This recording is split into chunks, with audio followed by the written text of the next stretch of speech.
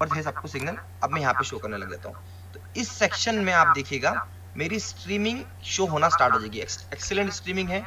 यहाँ पर अब मुझे गो लाइव का ऑप्शन भी जल्दी आ जाएगा जैसे ही स्ट्रीमिंग यहाँ पे आना स्टार्ट हो जाएगी, राइट। तो अब मेरे पास में यहाँ पर मेरी स्ट्रीमिंग स्टार्ट हो चुकी है, राइट। तो अब मैं ऑनलाइन आ चुका हूँ, लाइव हूँ। तो आप ये सारी चीजें लाइव इस तरीके से जा सकते हैं। इसमें और भी अगर आपको कुछ डाउट आता है तो आप मुझे बताइएगा, हम उसको रिजॉल्व करेंगे। अब हम ये लाइव जा चुके हैं, अब मेरा ये वीडियो लाइव चल रहा है। अब इस वीडियो को आपको देखना है तो आप इसको शेयर करके एक बार इसकी लिंक कॉपी करके मैं साइड वाले टैब में आपको ओपन करके भी दिखा देता हूँ। ये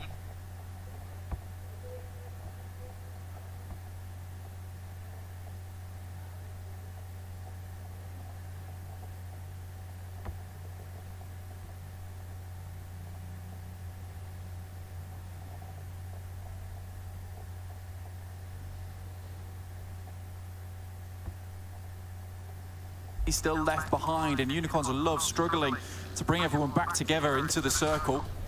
I dare the analyst desk to predict anyone other than Mad Bulls right now. I feel like, come on, it feels like it might be a little bit of a no-brainer on the prediction. Although we know anything can happen, it feels like they're in the best spot.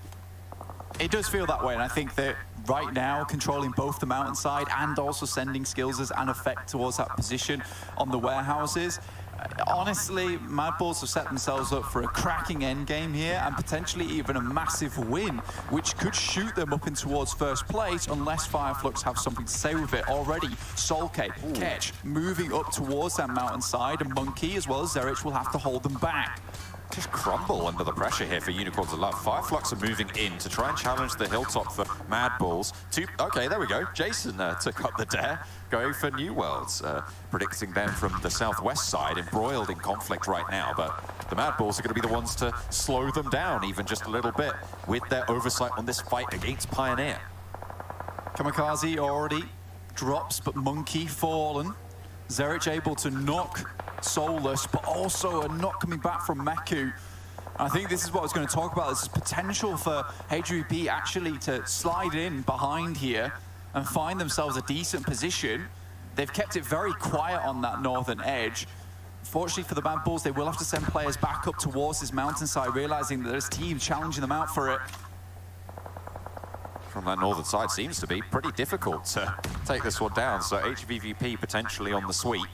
Solus under pressure, Fireflux and Mad Bulls both going down to HVVP. That is quite an important fight for the standings, Blank. I mean, this is the third place team taking on the second and first place team at this stage. So potential to really give things a shake up towards the top, but the southeast side is popping off as well.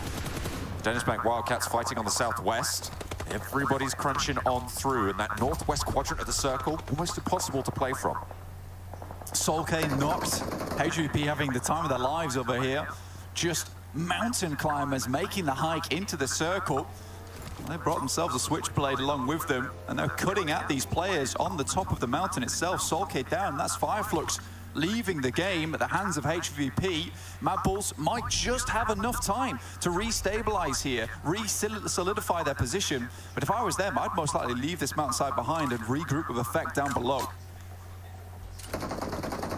See what choice they make. Maybe they think they have a good option. GG potentially playing a third party on the eastern side if HVVP take the east side of the hill. So everybody on the southwest moving through now. New Worlds holding out. On the southwest, they lost a player, Kamikaze, earlier to Mad Bulls. And now they're taking a second knock over towards Rookie. A lovely nade from Lux, not quite getting the knock. Related stays alive for now, but there's fire to follow it up as they enter into the spirit of the thing. Lord Cedric, one of the standout performers for New World in yesterday's games, looking to try and hold them off, but Dennis Bank Wildcats, just too many of them to hold on out. Unsure what Skills was doing there. Got back up on his feet, Zerich helping him up, but falls to his death off the mountain, and then falls to his death again as he drops down whilst knocked. So a little bit interesting of a play there. Mad Bulls, though, still with a strong spot, and I think Zerich challenging out HVP over towards that north side. A little bit bold, a little bit aggressive. It could be a 2v4 in play, but unlikely to happen. And I think regrouping now, playing for placements, is maybe their best idea. Ozorox swung down, managed to find themselves one of the other good compounds with the circle on the south side, and it actually is still within. It's me, okay. On that north side, holding out 1v4, but the regroup comes in. He's on that south side, Ozorox. S2G sliding their way into the roadside. Pioneer southwest edge. We'll have to move a little bit forwards, but they're into the next circle anyway. They should be chill for now, unless they take a couple of knocks from Ozorox. That's a cat in the hat line if I ever did here. Yeah, there's just no room at the inn here, John. Honestly, that is the sad thing. And I think most of these teams will be sleeping in the hay bales, honestly, at some point in this game. Ozorox were able to find that last room. Meku does take down Zerich. Effect takes down Wildcats on that side. Continues to go strong. But he just leaves at this point in time, and why not? Still got Effect going, and this guy can frag. HVVP lose Matic, or well, get knocked. Should be Resible here, as 3 of the players from HVVP are up the top of this hill. Fairly familiar with the terrain. Effect blinking away towards Pioneer. With the position in the circle, HVVP can't really peek out to deal with this position. So as long as Effect can stay safe from the teams down below, those same teams down below suppress HVVP above him. This might be a placement game for those guys. HVVP up to 7 eliminations so far. S2G also lose Hamzy, not able to regroup with the rest of his team, and HVP are putting in the work right now, really picking up some big points in terms of eliminations, which is what they were lacking for quite a while, but they've bulldozed their way over the top side of this mountain like the Billy Goat. Such powerful oversight into it all. Good guys cowering in those foothills, found a little divot themselves. The crash from Surreal not going so well onto the Ozorox compound on the south side, who hold out strong yet again. Swain, who is topping the charts for the MVP run today, continues to hold out for the team. Storm on the top of the building, spotted out, and Demuerte suffering from some shots. Effect is still in the next circle, and S2G find the edge. Ozorox taking the knock, should be rezzing it, but they have to make the push north. Ozorox has a tough push ahead of them. The worst timing on that knock as well coming through. Besiktas getting fairly far into this game. Pioneer just resting their case over towards the southwest. They've not got too involved in a lot of these engagements, and now are starting to step up. HVVP, 11 eliminations already, Blank. The start of the game, they were sat, looking at it, they had 28 points behind the top spot, Fireflux. And with Fireflux going down with 1 point, I would need 29 points on the game. That's a 14 elimination chicken dinner. Blank, there's a chance that HVVP from the top spot take the top spot. There is a massive chance at it, but how do they get down? That's a real question. I think leaving this position, a lot of eyes are going to be on you. You can drop down for sure, but I think they need to clear more of these teams, clear some more space, do some damage, put dents in these guys. They're on the slow side of the circle at least, so they have time to work with. Pioneer also in the sights. I like that Tixi was taking some tap shots before, but then was sick of it and took even more of them. Meku now looking towards Nox Bomb, goes extremely low, will take him out. Okay, all right. Sun HP under pressure. Just need to land those shots. One more will do it. The blue zone might even take it away.